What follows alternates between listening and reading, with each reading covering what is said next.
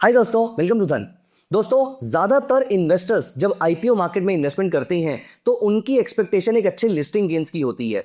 हाँ, कुछ लोग ऐसे भी हैं जो लॉन्ग टर्म के लिए स्टॉक को होल्ड करना चाहते हैं और आईपीओ मार्केट के थ्रू एंट्री लेते हैं, लेकिन हम में से ज्यादातर इन्वेस्टर्स लिस्टिंग गेन के लिए मार्केट में इन्वेस्टमेंट करते हैं। दोस्तों, इस सोच के साथ 2024 में लोगों को बहुत अच्छा रिटर्न मिला है। सारे ट्रेडर्स, इन्वेस्टर्स ने बहुत अच्छा पैसा आईपीओ मार्केट से कमाया, लेकिन 2025 में आपने नोटिस कर लिया होगा कि आईपीओ मार्केट इतनी अच्छी नहीं चल रही है। दोस्तों, अगर आईपीओ मार्केट इतनी अच्छी नहीं चल रही है, इसका मतलब 2025 में आईपीओ मार्केट के लिए या वहां से पैसा कमाने के लिए आपको एक स्ट्रेटेजी चाहिए होगी।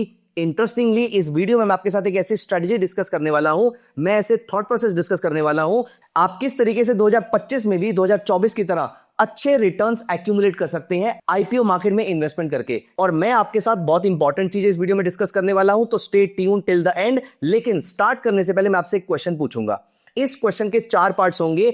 आईपीओ मार्केट को समझने के लिए क्वेश्चन बहुत जरूरी है और आप ए, बी, सी या डी, आप इन चारों में से कोई भी एक आंसर कमेंट सेक्शन में मेंशन करेंगे और फिर हम चलेंगे वीडियो में टेक्निक समझने के लिए कि कैसे 2025 में अच्छे रिटर्न्स कमाए जाए आईपीओ मार्केट के थ्रू। तो दोस्तों, ये है मेरा क्वेश्चन आपके लिए, जो आप स्क्रीन पर भी देख सकते हैं।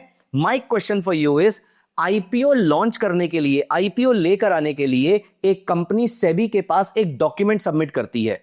आई रिपीट, आईपीओ लाने के लिए एक कंपनी, हर कंपनी सेबी के पास एक डॉक्यूमेंट सबमिट करती है। ये डॉक्यूमेंट का टेक्निकल नाम क्या होता है? टेक्निकल नाम, ये डॉक्यूमेंट का टेक्निकल नाम होता है A prospectus, B brochure, C DHCP या 4 DRHP. I repeat, A prospectus, B brochure, C DHCP या डी डीआरएचपी। इन चारों में से जो भी आपका करेक्ट आंसर है, ए, बी, सी या डी, इसको कमेंट्स में अभी के अभी लिख दीजिए और वीडियो को एंड तक जरूर देखिएगा। दोस्तों, इस वीडियो में आपके पास गोल्ड माइन ऑफ इंफॉर्मेशन है। और हां, अगर आपने अभी तक इस चैनल को सब्सक्राइब नहीं किया है तो प्लीज मेक श्योर अभी के अभी कर लीजिए और बेल आइकन पर क्लिक भी कर दीजिए, क्योंकि ऐसी बहुत सारी इंटरेस्टिंग वीडियोस मैं और लेकर आने वाला हूं। There are many things that a trader can learn for the year 2025। So I hope आपने चैनल को सब्सक्राइब कर दिया होगा। आगे बढ़ते हैं, टेक्निक स्टडी करते हैं। 2025 में आईपीओ में इन्वेस्टमेंट कैसे, कम और क्यों करनी है। दोस्तों, 2025 की अगर हम बात करें, आज इस वीडियो को मैं first quarter of the financial year 2025-26 में बना रहा हूं, लेकिन आपने अभी तक देख लिया होगा कि जनवरी से लेकर अब तक अप्रैल के अंदर मार्केट में जबरदस्त गिरावट देखने को मिली है। नीचे के लेवल से थोड़ी अपसाइड भी देखने को मिली है, लेकिन स्टिल अगर हम नोटिस करें तो गिरावट बहुत ही बड़ी रही है। सितंबर से ये गिरावट स्टार्ट हो गई थी, मतलब 2025 इज अ चैलेंजिंग ईयर। अब दोस्तों, 2025 में पहली चीज आपको यह समझनी है, जहां पर 2024 में ऑलमोस्ट सारे आईपीओ ने आपको पॉजिटिव रिटर्न्स दिए थे, वहां पर 2025 चैलेंजिंग रहेगा। इसीलिए the important point for you to note down here is, and rather I would suggest you कि इस पॉइंट को आप अभी कभी कमेंट में लिख दीजिएगा सो दैट आपको भी याद रहे। This time due diligence will take over the hype. Always remember, कभी भी आईपीओ मार्केट में एक स्ट्रॉन्ग अपसाइड आती है, एक हाइप क्रिएट होता है, उसके बाद कुछ साल उसके लल रह सकते हैं। सारे आईपीओस नहीं चलेंगे, अच्छे आईपीओस फिर भी चलते हैं, इसलिए ड्यू डिलिजेंस वाले आईपीओस आपको स्टिल प्रॉफिट देकर जाएंगे। तो रूल नंबर 1, 2025 में आपको सारे आईपीओस का ड्यू डिलिजेंस करना है। ड्यू डिलिजेंस का मतलब क्या होता है? आपको कुछ 3 या 4 फाइनेंशियल रेशियोज जो है वो आपको हमेशा ध्यान रखनी है आने वाले कुछ आईपीओस के अंदर। पहला, आपका आरओई और आपका आरओसीई कम से कम 10-12% के आसपास का होना चाहिए। 15 से 20% के आसपास हो तो बहुत ही अच्छी बात है, लेकिन 10-12% के आसपास का तो डेफिनेटली आपका आरओई और आरओसीई होना चाहिए। रूल नंबर 2, आपकी सेल्स ग्रोथ रेट, आपका रेवेन्यू ग्रोथ रेट पिछले 3 साल का कंपनी का कम से कम 20% से ऊपर रहे। 15% से नीचे हम नहीं जाएंगे, 20% से ऊपर रहेंगे तो इस कंपनी के ऊपर खुलने के चांसेस, इस कंपनी के लॉन्ग टर्म में ग्रो करने के चांसेस ज्यादा रहते हैं। दोस्तों, डेट टू इक्विटी, क्योंकि टाइम्स टर्बुलेंट है, टैरिफ की बात चल रही है, मार्केट में इन्फ्लेशन बढ़ सकती है। एक चीज जो एक कंपनी को आने वाले टाइम में सबसे ज्यादा तंग कर सकती है वो है डेट। कंपनी के द्वारा लिया गया पास्ट में डेट या फिर करंट मार्केट में अगर डेट लेंगे तो ये आने वाले कुछ सालों में कंपनी को तंग कर सकता है। इसलिए prefer those companies which are low on debt. High debt ridden companies के लिए टाइम आने वाले 2 से 3 साल टफ हो सकते हैं, क्योंकि अगर हाइपोथेटिकली, क्योंकि अगर यहां से इन्फ्लेशन बढ़ती है, इन्फ्लेशन बढ़ेगी तो मार्केट में इंटरेस्ट रेट्स बढ़ेंगे। ऑल्दो डोनाल्ड ट्रंप कह रहे हैं फेडरल रिजर्व चेयरपर्सन को कि इन्फ्लेशन बढ़ेगी तो भी आप इंटरेस्ट रेट कम रखिएगा, लेकिन मुझे लगता नहीं है, considering the independent authority of federal reserve, वो किसी और की बात मानने वाले हैं। अगर टैरिफ का इंपैक्ट आता है और इन्फ्लेशन बढ़ती है तो इंटरेस्ट रेट बढ़ने के चांसेस बहुत ज्यादा होते हैं। इंटरेस्ट रेट बढ़ने पर कंपनीज के लिए बोरोइंग कॉस्ट और महंगी हो जाती है, तो आने वाले टाइम के इंटरेस्ट रेट महंगे हो जाएंगे। इसलिए ये वाला डेट भी उस टाइम पे बहुत ज्यादा तंग कर रहा होगा, क्योंकि नया loan high rate of interest पे आ रहा होगा, पुराना लोन चाहे लो पे रहेगा लेकिन डेट तो डेट ही है, वो तो तंग करेगा। इसीलिए डेट टू इक्विटी रेशो ज्यादा वाली कंपनीज आपको चूज नहीं करनी है, आपको बहुत ही कॉशियस रहना है। दोस्तों, चौथा पैरामीटर, आपको सिर्फ और सिर्फ प्रॉफिटेबल कंपनीज देखनी है, क्योंकि 2024 में तो लॉस मेकिंग कंपनीज ने भी आपको रिटर्न दिए हैं, लेकिन 2025 और 2026 आपकी पेशेंस को टेस्ट कर सकता है, क्योंकि यूएस के प्रेसिडेंट ने कुछ ऐसी चीजें डिस्कस करी हैं जिसका इंपैक्ट लॉन्ग टर्म के लिए हो सकता है। इसलिए we as an investor should be very very cautious. तो दोस्तों, ये 4 पैरामीटर आपको ध्यान रखने हैं। पहला, आरओई और आरओसी 10-12% से ऊपर होना चाहिए, डेट बहुत ज्यादा नहीं होना चाहिए, सेल्स ग्रोथ 15 या फिर बेटर है 20% से भी ऊपर होना चाहिए, और डेट टू इक्विटी रेशो कम होनी चाहिए। दोस्तों, ये तो थे 4 रूल्स। पांचवा रूल एक बहुत ही इंपॉर्टेंट रूल है, वो ये है, आपको बहुत ही सिलेक्टिव होना पड़ेगा 2025 में आने वाले आईपीओस के लिए। दोस्तों, इन फाइनेंशियल रेशोस को सिलेक्ट करने के साथ साथ, इन फाइनेंशियल रेशोस को चेक करने के साथ साथ 2025 और 2026 में आपको सेगमेंट ऑफ द आईपीओ पे भी बहुत फोकस करना है। ब्लू चिप वाले जो आईपीओस हैं, इनका सक्सेस रेट ज्यादा रह सकता है, क्योंकि ये स्ट्रॉन्ग हाउसेस की कंपनीज हैं। फॉर एग्जांपल, मेरी नॉलेज में जो कंपनीज हैं जो 2025 में अपना आईपीओ लेकर आ सकती हैं, और ये बड़े ग्रुप की कंपनीज हैं, मैं इनमें से किसी को भी रिकमेंड नहीं कर रहा आपको आईपीओ मार्केट में अप्लाई करने के लिए या इनके शेयर्स को बाय करने के लिए।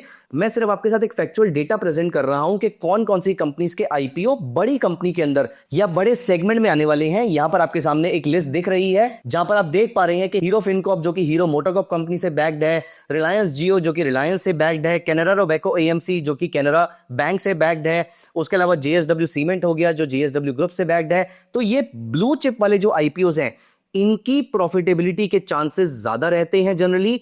जब कभी आईपीओ मार्केट ग्रो करती है, ऊपर जाती है, उस समय तो कोई भी आईपीओ चलता है, लेकिन जब कभी आईपीओ मार्केट स्ट्रगल कर रही होती है, जैसे कि आजकल कर रही है, ऐसे टाइम पे we have to be very very selective. मैं ये बात डेफिनेटली आपको बोल सकता हूं, मैं कोई आईपीओ रिकमेंड नहीं कर सकता, मैं किसी कंपनी में इन्वेस्टमेंट रिकमेंड नहीं कर सकता, लेकिन मैं एक बात तो आपको डेफिनेटली बोल सकता हूं कि अगर आप रिस्क एवर्स हैं, अगर आपको ज्यादा रिस्क नहीं लेना है, तो आपको आने वाले साल के अंदर या आने वाले दिनों और महीनों के अंदर लार्ज कैप आईपीओस के ऊपर ज्यादा फोकस करना चाहिए। तो मैं कैसे करने वाला हूं, मैं आपको यह बता देता हूं। Again, not a recommendation to do कि आप भी मेरी बात को फॉलो करिए, not a recommendation to do anything in the market here, वो आपकी पर्सनल चॉइस होगी। लेकिन मैं ऐसे बड़े ग्रुप्स वाले जो आईपीओस हैं, इनमें मैं अपनी पूरी फैमिलीज की मल्टीपल एप्लीकेशन लगा सकता हूं। हाइपोथेटिकली मान लेते हैं कि मेरी फैमिली में 5 लोग हैं, तो मैं 2-2 लॉट्स सबके थ्रू लगा दूंगा यहां पर।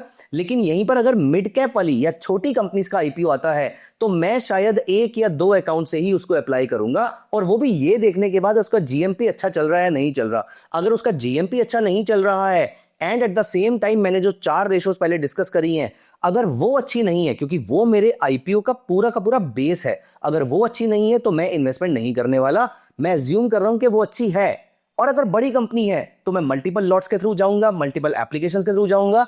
लेकिन अगर वो रेशोस फुलफिल हो रही हैं लेकिन वो छोटी कंपनी है, तो मैं शायद बहुत ही कंजर्वेटिव प्ले करूंगा, और एसएमई को लेकर तो मैं बहुत ही कॉशियस रहूंगा, क्योंकि मैं पर्सनली रिस्क एवर्स हूं। अगर आपकी रिस्क एपेटाइट ज्यादा है तो आप उसमें अप्लाई कर सकते हैं, लेकिन मैं पर्सनली रिस्क एवर्स होने के चलते मैं ज्यादा छोटी कंपनीज की तरफ इन्वेस्टमेंट या इंक्लिनेशन नहीं रहती है मेरी। दोस्तों, एक लास्ट रूल आपको और याद रखना है, आप किसी भी आईपीओ में इन्वेस्टमेंट कर रहे हैं, और ये मैं आपको थंब रूल बता रहा हूं, ये एक बहुत ही इंपॉर्टेंट रूल है जो मेरे बहुत काम आता है जब कभी मैं आईपीओ में सिलेक्शन करता हूं। दोस्तों, वो रूल क्या है, मैं ऐसे आईपीओस को ज्यादा प्रेफर करता हूं जिनमें क्यूआईबी पोर्शन 20x से ऊपर होता है।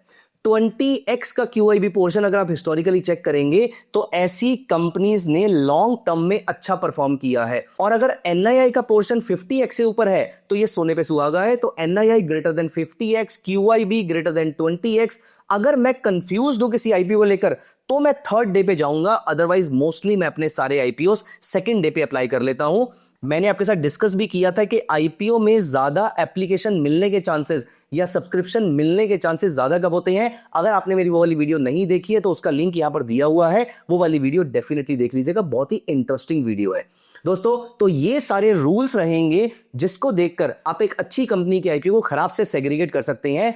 कौन से में इन्वेस्टमेंट करनी है और कौन से में नहीं करनी है, आप ये चीज पता कर सकते हैं। अब यहां पर वीडियो के एंड में आपसे एक क्वेश्चन पूछना चाहूंगा। दोस्तों मेरा क्वेश्चन आपसे ये है कि मैंने रेवेन्यू ग्रोथ रेट कितनी बोली थी, कितनी रेवेन्यू ग्रोथ रेट अच्छी है और किस नंबर से ऊपर की 3 साल की रेवेन्यू ग्रोथ रेट अच्छी है और किस नंबर से नीचे की रेवेन्यू ग्रोथ रेट मैंने खराब बोली थी। ये 2 नंबर्स मैंने आपको बताए थे कि इससे नीचे तो मैं डेफिनेटली नहीं जाने वाला और इससे ऊपर मैं बहुत कंफर्टेबल हूं। तो ये 2 नंबर्स की रेंज कौन सी है, मुझे कमेंट्स में जरूर बताइएगा। दोस्तों आपको ये वीडियो का कंटेंट कैसा लगा? अगर अच्छा लगा तो अपना मैसेज मुझे कन्वे कर सकते हैं इस वीडियो को लाइक करके और चैनल को अभी कभी सब्सक्राइब करके। दोस्तों बहुत ही मेहनत से मैं अपनी सारी चीजें लिखता हूं जो मैंने इस पूरी मार्केट में सीखी है। दोस्तों आज की डेट में इंफॉर्मेशन ओवरलोड के टाइम पे आई मेक श्योर मैं आपके सामने अपने प्रैक्टिकल एक्सपीरियंस लेकर आऊं जो आपको गूगल पे और इंटरनेट पे नहीं मिलेंगे। So please make sure to subscribe to our channel and like this video right away. मिलते हैं अगली वीडियो में। क्या है आपका थॉट प्रोसेस इस वीडियो को लेकर, आपका क्या फीडबैक रहा है आईपीओ मार्केट को लेकर, मैं वो भी सुनना चाहूंगा। कमेंट्स में अपने क्वेश्चंस लिखिए, अपने थॉट्स लिखिए और वहां पर हम बातें कर सकते हैं। मिलते हैं अगली वीडियो में। Bye bye, take care of yourself. Investments in the securities market are subject to market risk. Read all the related documents carefully before investing.